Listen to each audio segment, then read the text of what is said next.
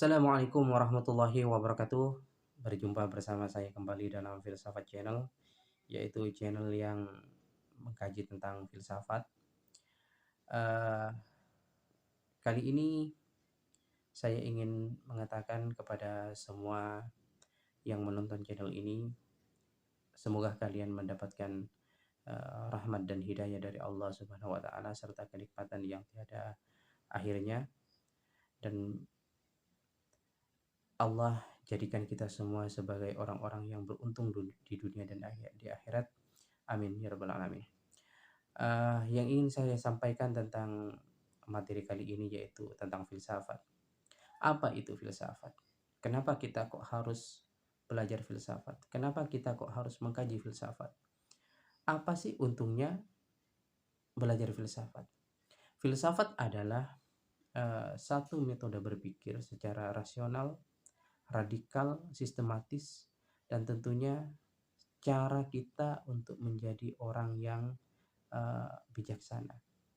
Banyak sekali orang yang mengatakan saya sudah paham filsafat, terus kemudian saya sudah menjadi orang yang bijaksana, saya sudah menjadi orang yang mengerti, saya sudah menjadi orang yang paham terhadap hakikat kehidupan ini. Sebenarnya ketika ada orang yang mengatakan seperti itu, sebenarnya dia belum sampai kepada pemahaman sebagaimana apa yang diharapkan dalam filsafat itu sendiri. Masih jauh. Sama halnya ketika ada orang yang mengatakan saya orang yang sudah sampai kepada ma'rifatullah. Saya sudah adalah orang yang paham tentang makrifat. Saya adalah orang yang paling mengerti tentang uh, agama. Sebenarnya itu adalah orang yang tidak paham tentang makrifat dan tidak paham tentang agama. Nah, apa untungnya kita belajar filsafat? Belajar filsafat adalah menjadikan diri kita itu mampu berpikir secara rasional, logis, sistematis, dan mendalam. Setiap segala sesuatunya kita mampu memikirkannya dengan baik.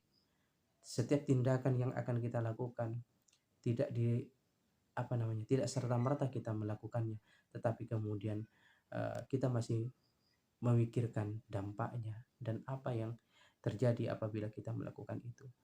Itu yang dilakukan oleh orang-orang yang cenderung belajar filsafat.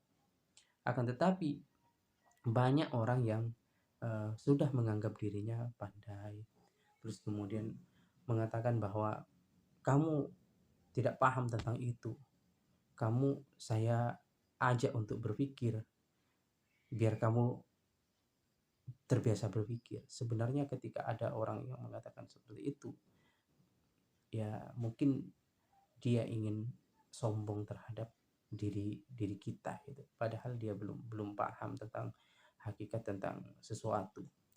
Nah, belajar filsafat merupakan bagian yang terpenting. Kenapa? Karena bisa menjadikan kita memahami hal yang inti dan yang tidak inti dari kehidupan ini. Artinya apa? Memahami hal yang inti dan tidak inti dari kehidupan ini, misalkan ada permasalahan kecil diperbesar, ada permasalahan besar diperkecil, itu kan bagian dari orang yang tidak memahami hal yang inti dan yang tidak inti dari kehidupan ini.